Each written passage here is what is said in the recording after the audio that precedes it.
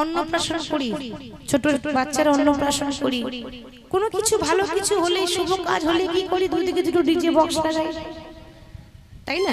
ছেলে মেয়ে যখন জন্মদিন হয় তখন ভালো মন্দ খাওয়া দাওয়া হয়, তারপর পার্টি হয় সারা রাত, তারপর দুদিকে দুটো ডিজে বক্স লাগিয়ে দিলাম, ছি ছি ছি রে নলি ছি, কি গো তাই না বাবা? তখন তো ডিজে বক্স ছিল না, তাহলে তখনকার মানুষ কি আনন্দ করতো না?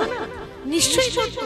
তখন ডিজে বক্স নেই আগেকার দিনে, কিন্তু আনন্দ ছিল আলাদা। ভালো কিছু হলেই উলুধ্বনি আর শঙ্খধ্বনি, এটা এখন কম হয়, এখন ডিজে বক্সটা বেশি হয়, তাই না?